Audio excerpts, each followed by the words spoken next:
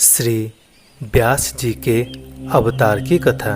चौदी देश के राजा वसु पर अनुग्रह करके देवराज इंद्र ने एक दिव्य विमान दिया था, जिस पर बैठकर वे आकाश में सबके ऊपर विचरते थे। अतः उनका नाम उपरिचय वसु पड़ गया था।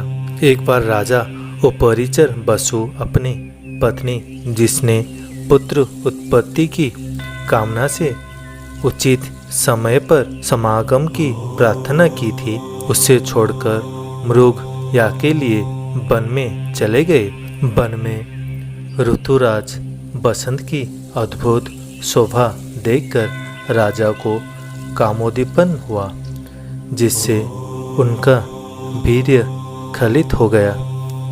राजा ने ये विचार करके मेरा वीर्य भी व्यर्थ ना जाए और रानी का ऋतुकाल भी व्यर्थ ना हो, अतः बटपत्र पुटक में रखकर एक बाज पक्षी द्वारा उस वीर्य को रानी के पास भेजा।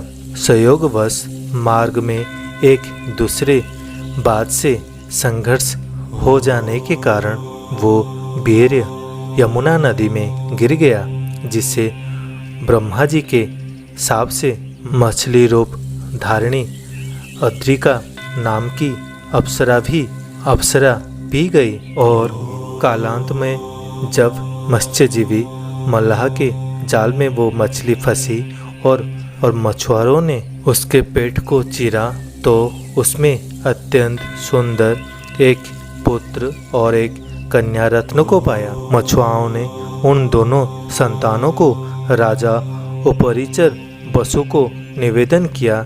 राजा ने पुत्र तो स्वयं ले लिए, जो आगे चलकर मत्स्य नामक बड़ा धर्मात्मा राजा हुआ। कन्या के शरीर से मछली की गंध आती थी, अतः उसे दासराज नामक मल्लाह को सौंप दिया। वो रूप के साथ साथ सत्य से युक्त थी, अतः उसका सत्यवती नाम पड़ा। एक बार तीर्थ यात्रा के उद्देश्य से विचरने वाले महर्षि पराशर ने उसे देखा, तो शुभ संयोग देखकर बुद्धिमान पराशर ने उसके साथ समागम की इच्छा प्रकट की। सत्यवती ने संकुचित होकर अपने कन्यात्व को दूषित दीन होने के कारण नदी के आर पार दोनों तटों पर उपस्थित लोगों के द्वारा देखे जाने तथा अपने शरीर से मछली की दुर्गंध निकलने की बात कही।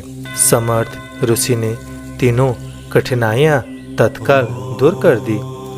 आशीर्वाद दिया, तुम्हारी कन्या भाव सुरक्षित रहेगा, शरीर से सुंदर सुगंध निकलेगी जो 1 योजन तक फैलेगी, और कोहरा की सृष्टि कर चारों ओर अंधेरा कर दिया। तब तो वरदान पाकर प्रसन्न हुई।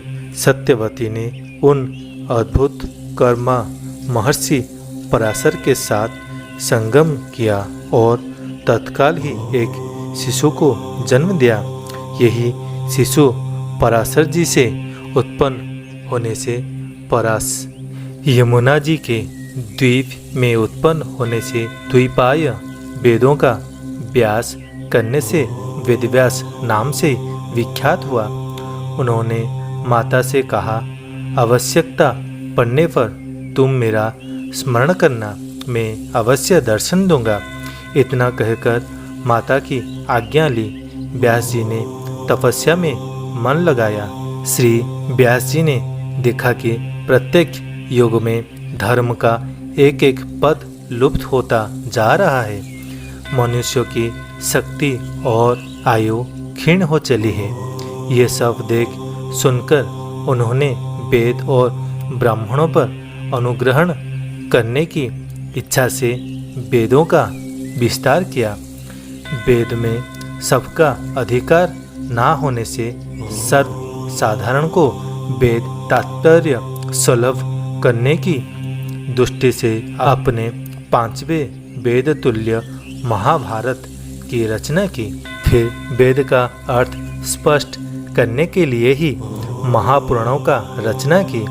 परंतु मन में जैसी शांति चाहिए वैसी शांति नहीं होने से अपने को अकृतार्थ सा मानकर श्री व्यास जी ने देव ऋषि नारद जी के प्रेरणा से श्रीमद् भागवत महापुराण की रचना कर परम विश्राम पाया।